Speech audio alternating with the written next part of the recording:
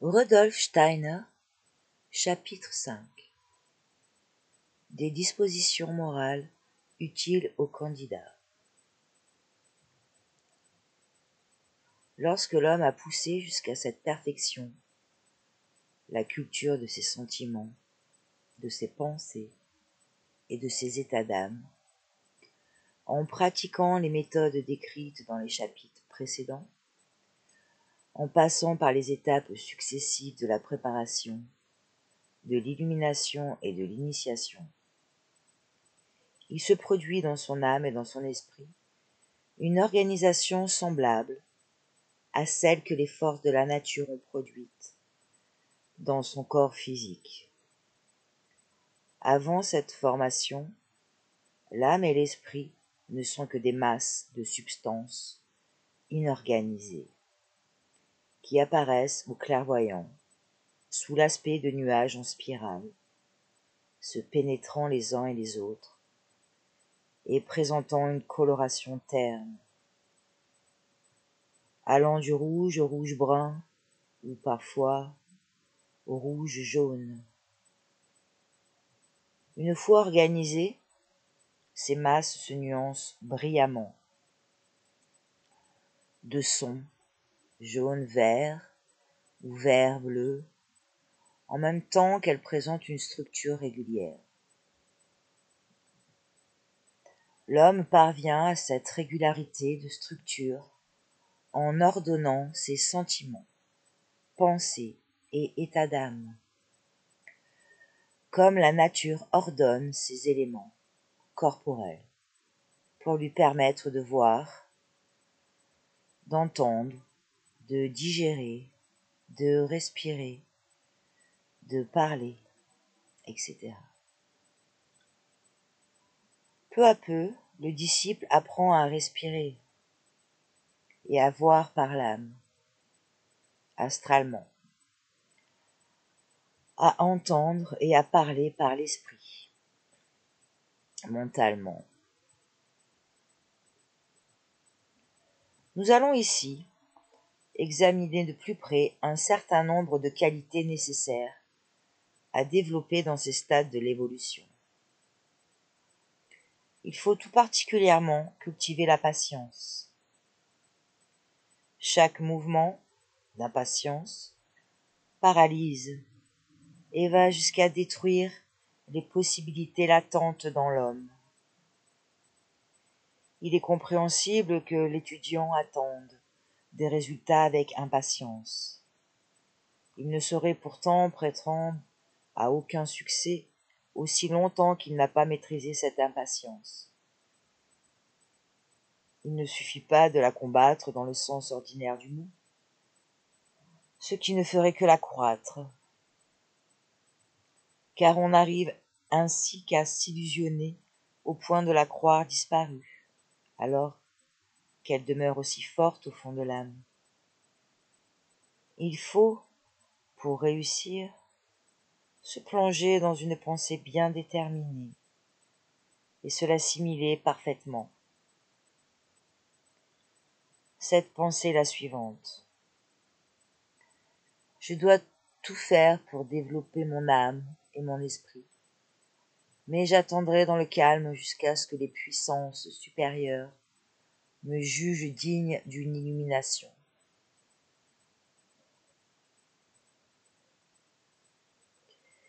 Si cette pensée s'empare de l'homme assez profondément pour devenir un trait de sa nature, il peut avoir la certitude d'être dans le droit chemin.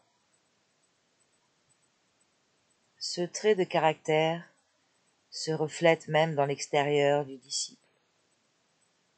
Le regard devient calme, les mouvements assurés, les décisions précises, et tout ce que l'on appelle nervosité disparaît de l'être humain. Les petites règles de conduite qui ont l'air insignifiantes exercent une action considérable. Par exemple, quelqu'un veut nous offenser. Avant notre travail occulte, nous nous élevions contre l'offenseur, et la colère remplissait notre âme. Chez le disciple, au contraire, une seule pensée domine en pareil cas. C'est que cette offense ne lui enlève rien de sa valeur personnelle. Et il décide ensuite ce qu'il fera pour répondre à cette offense avec calme et sang-froid, et sans se laisser dominer par la colère. Il ne s'agit pas naturellement de subir sans protester toute offense, mais simplement de nous comporter avec autant de calme et de sang-froid. S'il s'agit de punir une offense qui nous atteint nous-mêmes, que s'il s'agissait d'une offense faite à une autre personne. Dans des circonstances où nous aurions le droit de la châtier. C'est le cas de remarquer ici, une fois de plus, que le progrès occulte ne se manifeste pas par un changement éclatant dans notre attitude, mais qu'il consiste au contraire en une transformation délicate et silencieuse des sentiments et des pensées. La patience exerce une sorte d'attraction sur les trésors du savoir occulte. Par l'agitation et la hâte, on ne saurait rien acquérir dans les domaines supérieurs de l'être. Il faut avant tout imposer silence au désir et à la passion. Ce sont des états de l'âme devant lesquels la science supérieure recule avec une sorte de pudeur. Si précieuse que soit la connaissance occulte, il ne faut pas la convoiter. Elle doit venir à nous. Celui qui la désire pour sa jouissance personnelle ne l'obtient jamais.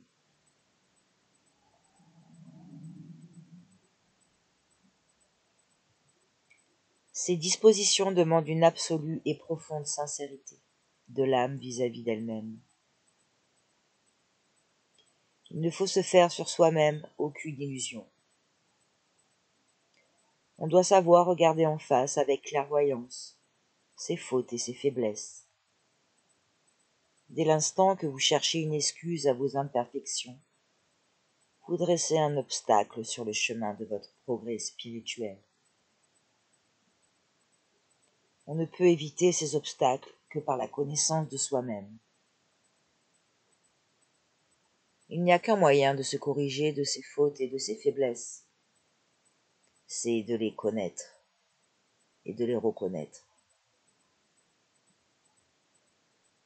Toutes les possibilités dorment en l'homme, et l'on peut les éveiller. L'entendement et la raison eux-mêmes sont susceptibles d'être améliorés, si l'homme s'étudie avec sang-froid et calme, pour se rendre un compte exact de ses faiblesses. Cette connaissance de soi-même est naturellement malaisée, car l'illusion dans ce domaine est une tentation étrangement puissante. Celui qui s'accoutume à être véridique envers soi-même s'ouvre par là les portes de la perception supérieure. Toute curiosité doit également disparaître chez l'étudiant. Il doit s'abstenir de poser des questions pour sa propre satisfaction. Il ne doit s'informer que des conditions qui lui permettent de se perfectionner lui-même pour le service de l'évolution universelle. Dans cet esprit, il peut se livrer entièrement à sa joie de connaître. Tout ce qui tend à ce but doit être pour lui une exhortation qu'il écoute pieusement et qu'il cherche à renouveler. La discipline occulte réclame particulièrement une éducation du désir. Il ne s'agit pas de devenir sans désir, car il est naturel que nous désirions tout ce qu'il nous faut atteindre. Et un désir se réalise toujours lorsque la force appropriée y réside. Cette force est issue de la vraie connaissance. En tout domaine que la connaissance de la vérité précède le désir.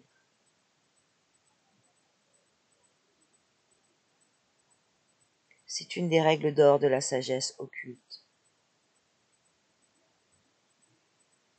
Le sage apprend d'abord à connaître les lois de l'univers, alors ses désirs se changent en force qui portent en elles-mêmes leur réalisation.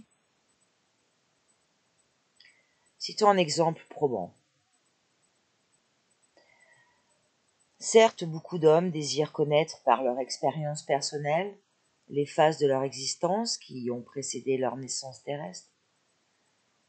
Un tel désir est sans objet et sans issue, aussi longtemps que l'homme en question ne sait pas assimiler la connaissance des lois et de l'essence des choses éternelles. Et cela sans doute dans toute leur subtilité. Mais lorsqu'il a réellement acquis cette connaissance et qu'il veut aller plus loin, alors son désir ennobli et purifié le seconde utilement. Il ne sert à rien de dire « je veux connaître ma vie antérieure », et c'est justement dans cette intention que je travaille à m'instruire. Il vaut au contraire bien mieux laisser ce désir entièrement de côté, l'éliminer de soi et travailler d'abord dans cette intention. On doit prendre plaisir à se donner entièrement à son travail occulte, sans avoir besoin de se levier. Car c'est seulement ainsi que l'on apprend à développer en soi le désir, capable de devenir une force, entraînant après soi la réalisation.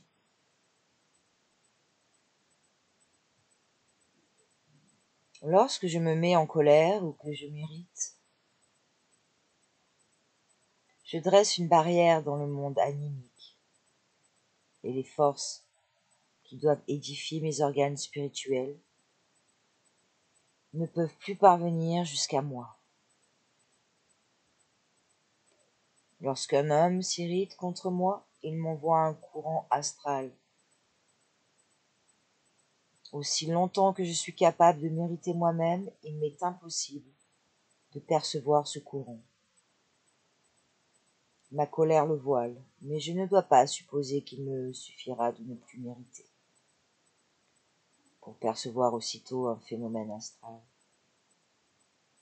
Car il faut pour cela que mon œil occulte se développe d'abord. Mais les rudiments de cet œil existent chez tout être humain. Il demeure inerte aussi longtemps que l'homme est capable de s'irriter. Et il ne suffit pas d'avoir quelque peu combattu le sentiment de la colère pour les rendre actifs. Il faut continuer sans se lasser et avec patience à combattre ces dispositions. Alors il arrivera un jour où l'on remarquera que l'œil spirituel s'est développé. À vrai dire, pour arriver à ce but, il ne suffit pas de combattre uniquement la colère. Beaucoup s'impatientent et doutent parce que pendant des années ils ont combattu certaines dispositions de caractère sans parvenir à la clairvoyance. Ils ont ainsi orienté comme il convient certaines dispositions et laissé les autres se développer sans contrôle, en toute liberté. Le don de la clairvoyance ne saurait être conféré avant que toutes les dispositions de la nature, que toutes les dispositions de nature à paralyser les pouvoirs endormis ne soient maîtrisées. Assurément, la clairvoyance et la clairaudience se font jour avant ce moment-là, mais ce sont des bourgeons infiniment délicats, sujets à toutes les erreurs et qui se flétrissent bien vite si on les prive des soins nécessaires.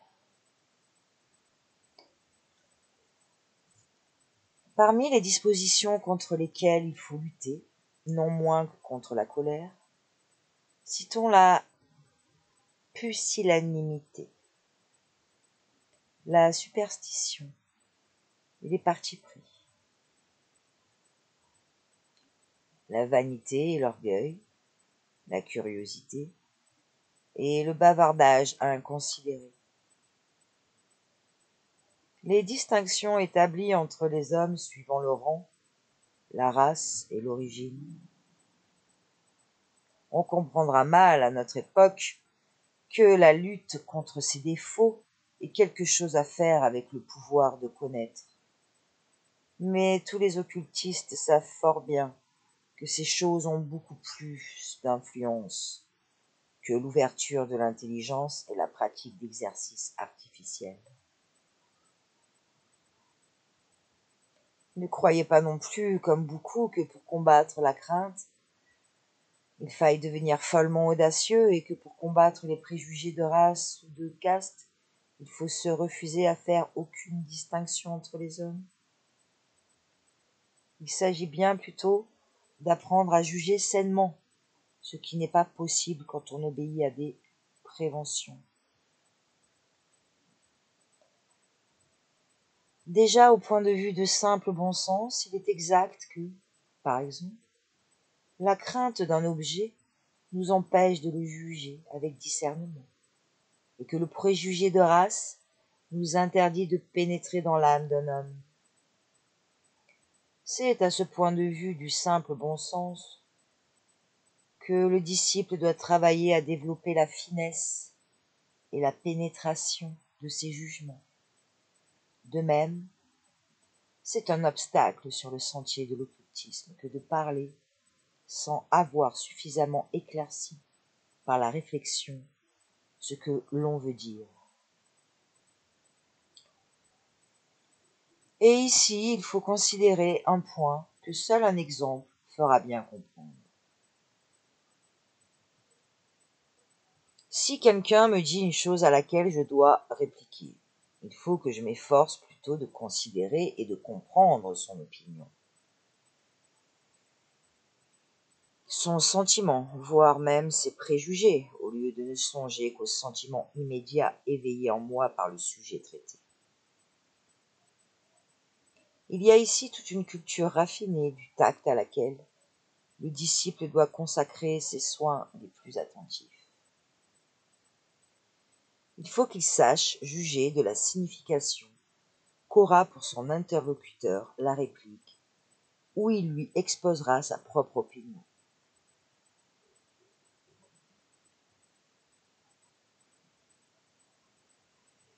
Ce n'est pas une raison pour ne pas exprimer cette opinion.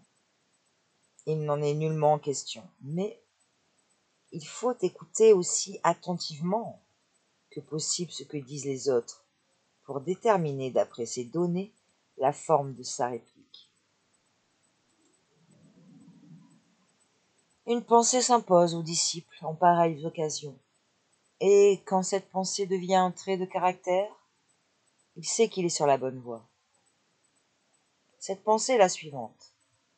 L'important n'est pas que j'oppose à cet homme mon opinion différente de la sienne, mais bien qu'il trouve de lui-même la vérité grâce à l'aide que je lui donnerai. C'est à l'aide de ces pensées que le caractère et la manière d'agir du disciple portent de plus en plus l'empreinte de la douceur. Ce ressort essentiel de toute discipline occulte. La dureté intimide les formations astrales qui nous environnent, qui doivent éveiller la perception spirituelle. La douceur bienveillante écarte les obstacles et ouvre les sens spirituels. Et avec la douceur se développera un autre trait de caractère. L'attention sympathique et calme, appliquée à toutes les nuances de la vie sentimentale, chez ceux qui nous entourent. Grâce au silence parfait de nos propres mouvements intérieurs. Quand l'homme est parvenu à cet état, alors les états d'âme de son entourage agissent sur lui et déterminent la croissance et l'organisation progressive de son âme. De même que la lumière du soleil fait s'épanouir la plante, Douceur et silence, accompagnés de patience, sont des forces qui ouvrent à l'âme le monde des âmes, à l'esprit le monde des esprits. Attends dans le recueillement et dans le calme. Ferme tes sens aux impressions qu'ils ont reçues avant ton entrée sur le sentier. Fais taire parmi tes pensées celles qui, autrefois, s'agitaient dans ton âme. Esclave de tes habitudes. Que le silence et l'immobilité règnent dedans de toi. Attends patiemment, et l'action des mondes supérieurs édifiera tes yeux astrales et tes oreilles spirituelles. N'espère pas voir et entendre aussitôt dans les mondes de l'âme et de l'esprit. Car si tout ce que tu fais sert à développer tes sens supérieurs, tu ne saurais voir astralement et entendre spirituellement que lorsque tu posséderas les organes nécessaires. Lorsque tu es ainsi, resté quelques instants dans le calme et le recueillement, va à tes affaires, après t'être encore une fois profondément pénétré de la pensée suivante. Il m'arrivera un jour ce qui doit m'arriver, quand je serai mûr pour le recevoir. Et évite soigneusement toute tentative pour attirer à toi les puissances occultes par ta volonté personnelle. Telles sont les directions que tout étudiant reçoit de son instructeur à l'entrée du sentier occulte.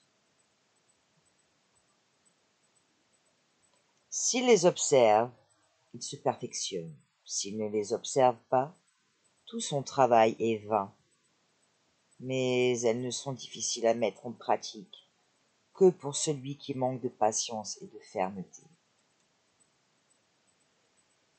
Il n'existe point d'autre obstacle que ceux que chacun se crée lui-même, et que chacun peut aussi éviter s'il le veut vraiment. Il faut sans cesse rappeler ces vérités, car bien des gens se représentent faussement la nature des difficultés qui attendent l'occultiste. Il est dans un certain sens plus facile de franchir les premières étapes de ce sentier que de venir à bout des difficultés constantes de la vie journalière, si l'on est tout à fait ignorant de l'occultisme. En outre, nous ne pouvons faire connaître ici que des procédés incapables de faire courir le moindre danger à la santé physique ou morale. Certes, il y a d'autres chemins qui conduisent plus vite au but, mais on ne doit pas en parler publiquement, parce qu'ils ont sur l'homme certains effets qui réclament l'intervention immédiate, ou du moins la surveillance constante d'un guide qualifié. Comme certains points de ces méthodes ont transpiré au dehors, nous avons le devoir d'avertir expressément des dangers que présente leur application en l'absence d'une direction personnelle. Pour des motifs qui ne sont compréhensibles qu'aux initiés, les chemins de cette espèce ne peuvent jamais être communiqués sous leur véritable forme. Et quant aux fragments qui sont révélés par-ci, par-là, non seulement ils ne sauraient conduire à un succès, mais ils signifient la ruine de la santé, du bonheur et de la paix de l'âme. Celui qui ne veut pas se livrer à des puissances ténébreuses, dont il ne peut connaître ni l'origine ni la véritable essence, doit soigneusement éviter d'entrer dans cette voie. Nous pouvons encore donner quelques détails sur l'entourage favorable aux exercices occultes. Cela n'est pas sans importance, mais les conditions varient pour chaque individu. Celui qui s'exerce dans un milieu rempli d'intérêts égoïstes et tout agité par la lutte pour la vie doit savoir que cette atmosphère n'est pas sans influence sur le développement de ses organes spirituels. À vrai dire, les lois intérieures qui gouvernent ces organes sont assez fortes pour résister aux dommages qui peuvent résulter de ces influences. L'ambiance la plus défavorable ne saurait faire qu'une graine de lys donne naissance à un chardon. De même, les vibrations égoïstes de nos cités modernes ne sauraient faire qu'un organe spirituel devienne autre chose que ce qu'il doit être. Mais en tout cas, il est excellent pour le disciple de s'environner, de temps à autre, du calme et du silence, des chants et de jouir de la nature dans sa grâce et dans sa majesté. Il est particulièrement favorable pour l'étudiant de poursuivre son travail occulte au sein d'une végétation verdoyante ou sur des montagnes ensoleillées et comme bercé par le rythme calme de la vie végétale. Un tel milieu assure aux organes des sens spirituels une croissance harmonieuse telle qu'on ne saurait la réaliser dans une cité moderne. De même, c'est un avantage incontestable sur l'homme des villes que d'avoir du moins dans son enfance respirer l'air des sapins, contempler les sommets neigeux et observer l'activité silencieuse des insectes et des animaux dans la forêt. Quant à ceux qui se voient obligés de vivre dans une ville, ils ne doivent pas négliger de nourrir leurs organes astral et mental en voie de croissance par la lecture des pages inspirées dues au grand maître de la sagesse. Si vos yeux ne peuvent suivre jour après jour l'éclosion du printemps sous le feuillage verdoyant des forêts, vous trouverez une compensation à nourrir votre cœur des pensées sublimes de la Bhagavad Gita, de l'Évangile selon saint Jean ou de Thomas de Kempis. Il y a bien des chemins pour gravir les sommets de la clairvoyance, mais il faut les choisir avec discernement. L'occultiste sait que ces chemins, bien des choses qui paraissent singulières aux profanes. Il arrive par exemple que quelqu'un soit déjà très avancé sur le sentier qu'il touche, pour ainsi dire immédiatement aux portes de la perception spirituelle. S'il a alors le bonheur de faire un voyage sur une mer calme, ou parfois au contraire sur des flots agités par la tempête, subitement le bandeau tombe de ses yeux spirituels, et il devient voyant. Un autre est également arrivé si loin que ce bandeau n'a plus qu'à s'écarter. Ce bonheur lui advient par un coup inattendu de la destinée.